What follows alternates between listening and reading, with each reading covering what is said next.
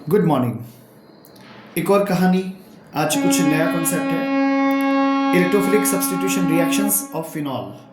ठीक है, आज हम जिस पर बात करेंगे उसे हम कहते हैं इलेक्ट्रोफिलिक फिलिक सब्स्टी, ये टी नहीं है, एल है, सब्स्टिट्यूशन रिएक्शंस इन फिनॉल। ठीक है, फिनॉल में सब्स्टिट्यूशन रिएक्शंस करना है इलेक्ट्रोफिलिक। ठीक, कुछ पहले छोटी बात करते हैं जो अक्सर हम इग्नोर करते हैं, इस पर फोकस किया जा सकता है।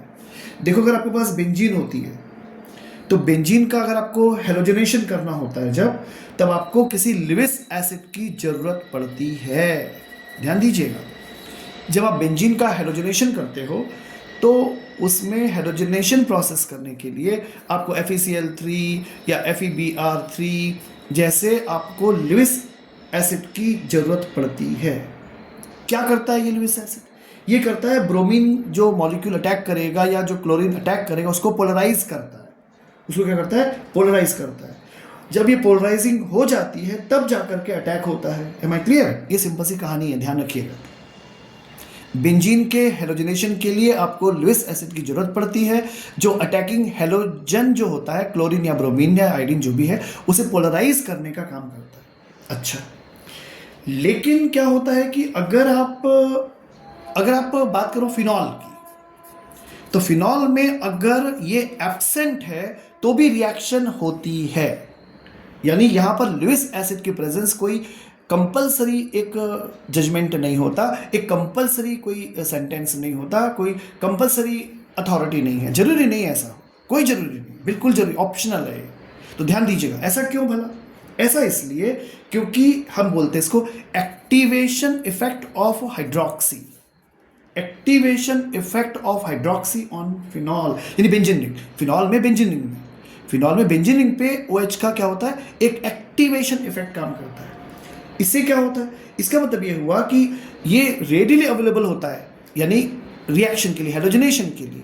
और बताना भी ये जरूरी है कि इसमें बहुत कम पॉसिबिलिटी है कि आपको मल्टीपल सब्स्टिट्यूशंस ना हो।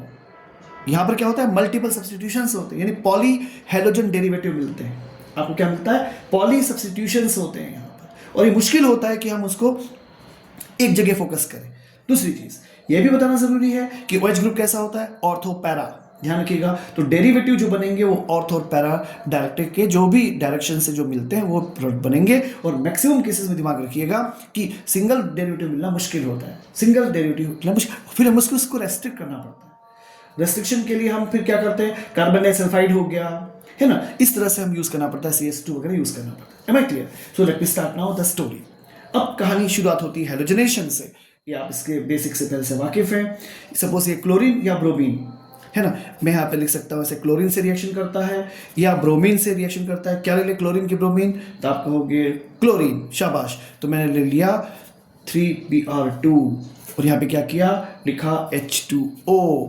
देखो ध्यान से, यहाँ पे H2O लिखा गया है और आप डेफिनेटली बना सकते हैं। यहाँ पे ये OH हो गया, ये Br और फिर ये Br और फिर ये Br। क्या चीज़ है? ये हो गया 246 ट्राई ब्रोमोफिनॉल।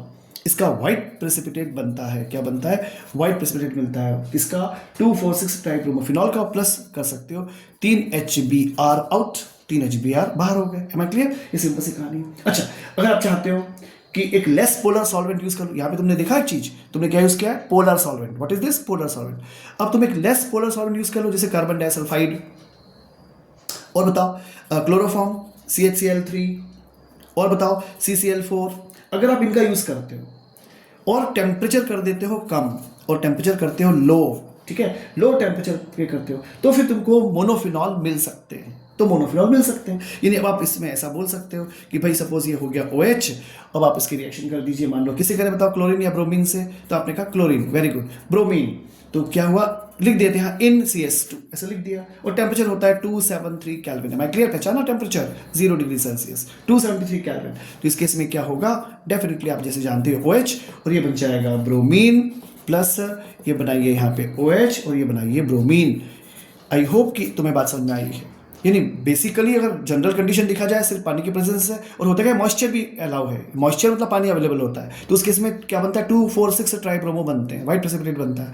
और CS2 CHCl3 CCl4 ऐसे की प्रेजेंस में क्या होता है, रिएक्शन को चेक करना तो नहीं बोलेंगे, हाँ एक तरीके से रेस्ट्रिक्ट कर देते हैं आप रिएक्शन को, और आप ऑर्थो और पैरा डेरिवेटिव पे रुक जाते हैं, और ये मेजर बनता है। Am I clear? ठीक है, अप्रॉक्सीमेटली 80 से 84% इसकी यील्ड होती है, ऐसा बताते हैं। ये सिंपल सी कहानी हो गई। अच्छा अच्छा, बाई चांस मान लो एक क्वेश्चन पूछा जाए, ऐसा क्यों, ऐसा क्यों होता क्या है कि इन एक्वा सोल्यूशन, जब एक्वा सोल्यूशन होता है ना, तो जो फिनॉल होता है वो आयनाइज हो जाता है फिनॉक्साइड आयन में। फिनॉक्साइड आयन समझते हो, H+ चल देता है तो फिनॉक्साइड आयन बन जाता है। अब क्या होता है, जब कभी फिनॉक्साइड आयन बन जाता है, मतलब नेगेटिव चार्ज बन गया सिस्टम पे, तो क्या होता है कि ऑक्सीजन जो होता है फिनॉक्साइड आयन का, वो इलेक्ट्रॉन डोनेट कर देता है बेंजीन रिंग को। लेट मी टेल यू, जैसे OH होता है, क्वेश्चन उठा कि भाई अगर जब H2O था तो इतनी हड़बड़ाहट क्यों हुई, ऐसा क्यों हुआ कि यहाँ पे 2 4 6 ब्रोमो मतलब मल्टीपल डेरिवेटिव लग गए यहाँ पे, मतलब मल्टीपल डेरिवेटिव मतलब एक ही प्रोडक्ट है, मल्टीपल जगह पर अटैक हो गया, यानी BR हो गया, 3 जगह आपने यहाँ पर ऐसे कर दिया, ऐसा काहे कर दिया, मल्टीपल सब्सटीट्यूशंस काहे को कर दिए। रीज़न ये है कि जब ये था इससे H+ चलता बना, अब आपने बना लिया यहाँ पे फिनॉक्साइड आयन, पढ़ चुके हैं आप पहले, ये फिनॉक्साइड आयन है आपके पास। ये जो फिनॉक्साइड आयन होता है, ये ऑक्सीजन जो होता है, ये इलेक्ट्रॉन डोनेट करता है बेंजीन रिंग को। तो जब ये डोनेट करेगा इलेक्ट्रॉन बेंजीन रिंग को, तो बेंजीन रिंग में इलेक्ट्रॉन की जो डेंसिटी है वो बढ़ जाएगी। Am I clear? जब ये डोनेट करेगा इलेक्ट्रॉन तो क्या करेगा, वो इलेक्ट्रॉन की डेंसिटी बढ़ जाएगी। अब जब ज़्यादा डेंसिटी होगी इलेक्ट्रॉन की तो हाईली एक्टिवेटेड हो जाएगा वो, तो इसीलिए वो ट्राई सब्सटीट्यूशन उसमें हुए थे। ठीक है, लेकिन जब तुम एक नॉन पोलर ले लेते हो, जब तुम नॉन पोलर ले लेते हो तो ये क्या करता है, ये मतलब जो आयनाइजेशन होता है इस फिनॉल का फिनॉक्साइड में, उसको सप्रेस कर देता है, उसको क्या कर देता है, सप्रेस कर रोक देता है उसको। तो उस कारण से क्या होता है कि जो ऑक्सीजन होती है OH ग्रुप की, ऑक्सीजन जो होती है जो OH ग्रुप की, वो इलेक्ट्रॉन जो डोनेट करेगी किसको, बेंजीन रिंग को, वो बहुत थोड़े इवेंट में डोनेट कर सकती है। जब O था माइनस था तो वो इलेक्ट्रॉन को हैवीली डोनेट कर सकता था, मतलब हम बोल सकते हैं कि डोमिनेंटली डोनेट कर सकता था, पर H की प्रेजेंस में वो डोनेट नहीं कर, डोनेट तो करेगा पर कंजूसी से, थोड़ा थोड़ा थोड़ा कम ऐसा मान सकते हैं। तो उस केस में क्या होता है, फिर वो मोनो सब्सटीट्यूशंस होते हैं। आई होप कि आपको दिमाग में आया होगा कि what happens to this one only. Okay, now switch to sulphonation. अब क्या हुआ, सल्फोनेशन का फिनॉल जो होता है वही है ट्रीटमेंट सल्फ्यूरिक एसिड के साथ में, है ना, तो मिक्सचर मिलता है ऑर्थो और पैरा आइसोमर्स का। सल्फोनेशन जो होता है लो टेम्परेचर पे होता है, ध्यान रखिएगा। और ये ध्यान रखिएगा कि एक इंपॉर्टेंट स्टेटमेंट कहने की कोशिश कर रहा हूँ कि जो होता है ये काइनेटिकली कंट्रोल्ड होता है ऑर्थो आइसोमर्स, समझना, यानी कि सॉरी, ऑर्थो आइसोमर जो होता है ना वो प्रीडोमिनेंट करता है, वो डोमिनेंसी होती है उसमें, ध्यान दीजिए, ऑर्थो की डोमिनेंसी होती है, ऑर्थो की डोमिनेंसी होती है, ध्यान रखिएगा। ठीक है, और फिर कैसे कंडीशन बनती है, ध्यान से सुनिएगा, मतलब जनरल दो बीच में एक इंटरेस्टिंग केस आएगा, इस पर फोकस कीजिए थोड़ा सा, देखिए कैसे। लेट मी टेल यू कि मेरे पास यहाँ पे फिनॉल से ये हो गया फिनॉल। अब क्या किया आपने, लिखा यहाँ पर सल्फ्यूरिक एसिड और टेम्परेचर बताया 288 केल्विन से 293 केल्विन, आपने रेंज बता दी टेम्परेचर की। आपके पास यहाँ पे अवेलेबल होगा, आपके पास अवेलेबल होगा OH, और यहाँ पे लगा देते हैं SO3H। क्या चीज़ है ये मेजर प्रोडक्ट है, कब है, ध्यान से, इसमें पता है ना आपको -H2O हो गया है, इसे -H2O हो गया, ये बन गया इस तरह से। एम आई क्लियर, ये OH था, ये तैयार हो गया, अच्छी बात है। ये क्या हुआ 293 केल्विन मैक्सिमम टेम्परेचर। अब ध्यान से देखना, यही फिनॉल ले लिया, यही फिनॉल है, टेम्परेचर जो है वो है 373 केल्विन, ध्यान से देखिएगा प्लीज। अब इस केस में क्या होगा, वापस -H2 करो, लेकिन जो प्रोडक्ट बनाओ तो बनाओ OH और क्या SO3H। कहाँ पे है SO3H, देखो ध्यान से, ये क्या चीज है, ऑर्थो डेरिवेटिव, ये क्या चीज है, पैरा डेरिवेटिव। ये बड़ा इंपॉर्टेंट है, ये बड़ा इंपॉर्टेंट हो जाता है। एक और इंपॉर्टेंट बात समझ में आती है, अगर आप पहले इसको बना लो, ध्यान से सुनना, ये बहुत इंटरेस्टिंग है। अगर मान लो ये तुमने ये बना लिया, क्या बना लिया तुमने, ऑर्थो डेरिवेटिव, और इसका टेम्परेचर कर दो कितना 373 केल्विन, तो ये पैरा में कन्वर्ट हो जाता है, तो ये पैरा में कन्वर्ट हो जाता है। ये मेजर प्रोडक्ट लिखे गए हैं भाई, ऐसा वो समझो कि अकेला ये बन जाता है, बनता तो साइड में पैरा भी है, पर वो समय वो डोमिनेंस नहीं करता, ये डोमिनेट करता है। तो इंपॉर्टेंट बात ये आई एम सॉरी, इंपॉर्टेंट बात ये होती है कि इस केस में, यानी कि 288 केल्विन 293 केल्विन में इस समय ortho derivative as a dominant product बनता है। 373 पे पैरा डोमिनेंस प्रोडक्ट बनता है, मेजर प्रोडक्ट बनता है, ऐसा बोलना चाहिए। और एक इंटरेस्टिंग बात ये कि अगर मान लो आपके पास ऑर्थो डेरिवेटिव है और आप T373 टेम्परेचर कर देते हो तो आपको क्या मिल जाता है, पैरा मिल जाता है। Am I clear? It is good, it is really good. ठीक है, आगे चलते हैं। अब क्या हुआ, अब मुझे बात करना है नाइट्रेशन पे। नाइट्रेशन में क्या है साहब, कुछ नहीं साहब, डाइल्यूट नाइट्रिक एसिड ले लीजिए 298 केल्विन पे, diluted nitric acid 293 kelvin temperature. ठीक है, तो क्या होता है, मोनोफिनॉल्स, मोनोनाइट्रोफिनॉल्स आपके पास अवेलेबल होते हैं, मतलब मिक्सचर मिल जाता है आपको। ठीक है, 2 and 4 कैसे करके देखते हैं। तो ये हो गया, ये तो सिंपल सा ही होता है। ये आपने ले लिया OH, यहाँ पे आपने लिख दिया डाइल्यूटेड, ध्यान रखना डाइल्यूटेड लिखा है, डाइल्यूटेड HNO3 और टेम्परेचर 298 केल्विन, 298 केल्विन, 293 से 298 केल्विन।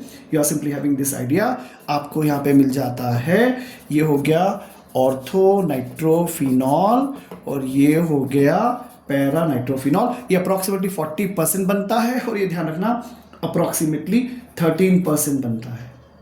ठीक है, क्या लिखा है, ये 40% बनता है, ये 13% बनता है। Am I clear? ये 40% बनता है और ये 13% बनता है। ठीक है, 100 टोटल करने की कोशिश प्लीज मत कीजिए, ये सिंपल सी कहानी। अच्छा, अब आपको पता है ये क्वेश्चन एनसीईआरटी का एक शायद क्वेश्चन है कि क्या क्वेश्चन है कि जो ऑर्थो और पैरा आइसोमर्स होते हैं ना, इसको डिस्टिल, इसको सेपरेट कैसे करते हैं वगैरह वगैरह।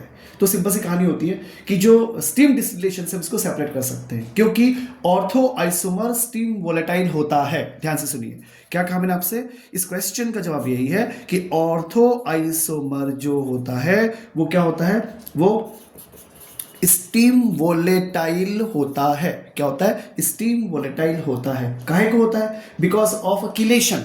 एक वर्ड बोल दिया मैंने, किलेशन, याद आया होगा कॉम्प्लेक्स कोऑर्डिनेशन केमिस्ट्री, नहीं तो किलेशन मतलब क्या हुआ, इंट्रामोलिक्यूलर हाइड्रोजन बॉन्ड। क्या बनता है इसमें, इंट्रामोलिक्यूलर हाइड्रोजन बॉन्ड के कारण ऐसा होता है। क्या होता है, इंट्रामोलिक्यूलर हाइड्रोजन कहाँ होता है, ये ऑर्थो डेरिवेटिव कैसा होता है, स्टीम वोलेटाइल होता है, क्योंकि इसमें इंट्रामोलिक्यूलर हाइड्रोजन बॉन्ड होती है। पर पैरा जो आइसोमर होता है वो स्टीम वोलेटाइल नहीं होता because of the intermolecular hydrogen bond.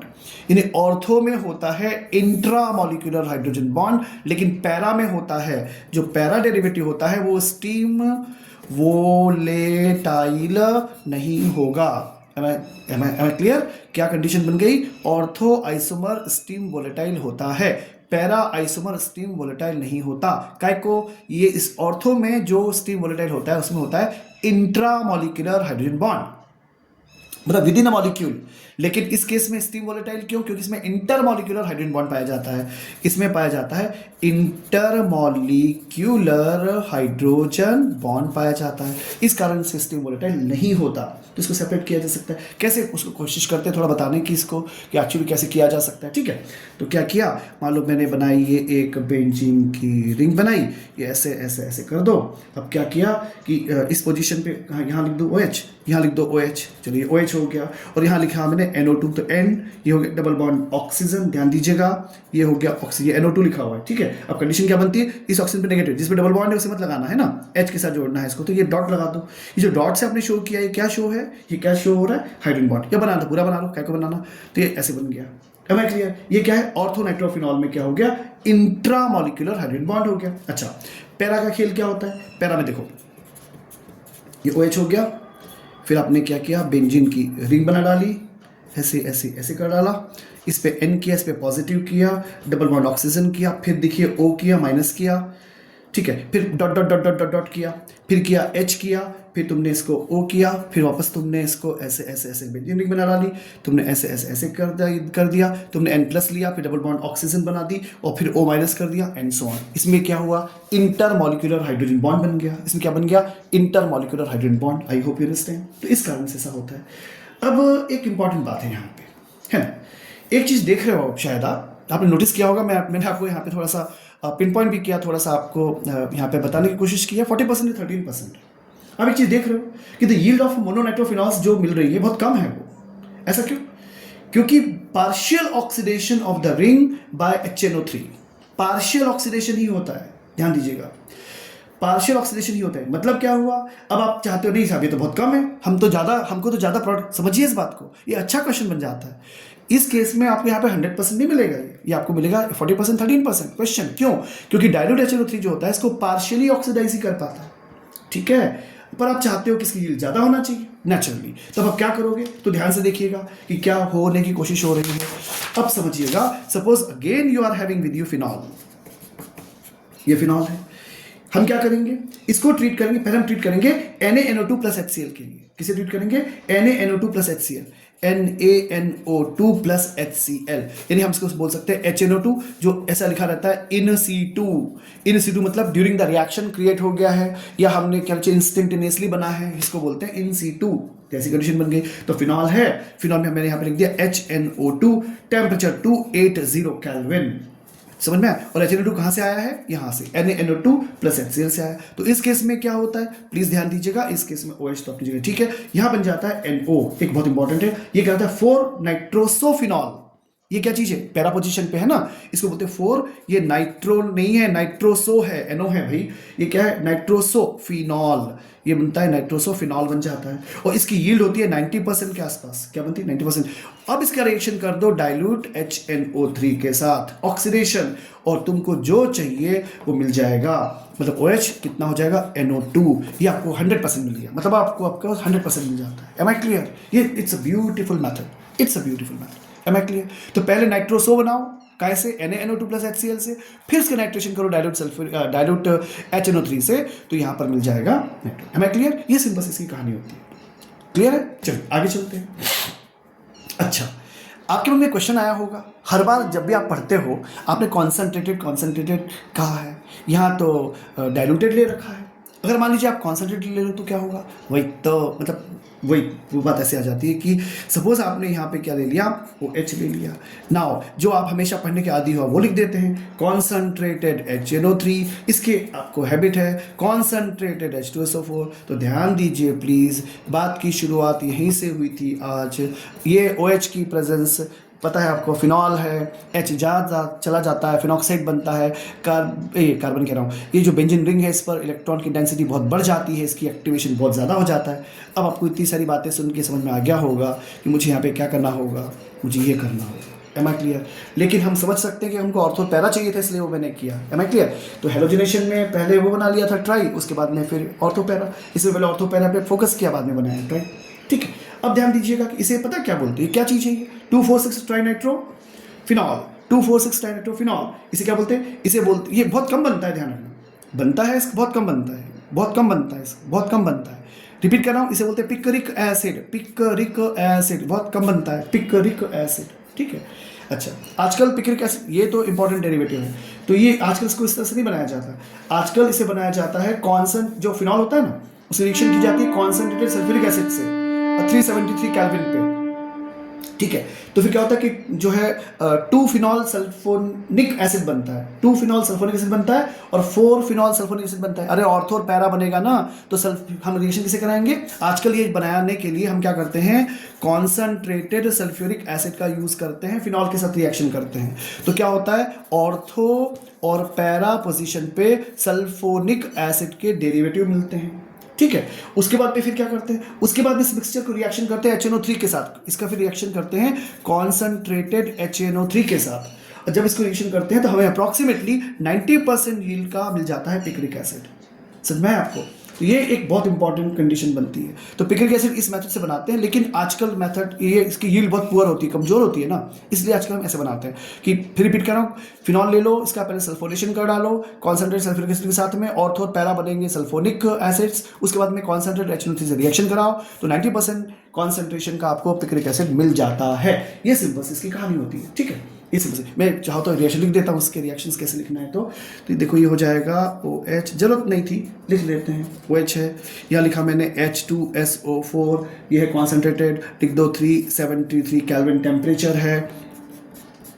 आप यहाँ बना लीजिए, यहाँ बनाइए OH, यहाँ बनाइए SO3H, प्लस कीजिए, यहाँ पे ऐसे कीजिए, यहाँ पे OH लिखिए, यहाँ पे लिखिए SO3H, ठीक है, ये ऐसा बन गया।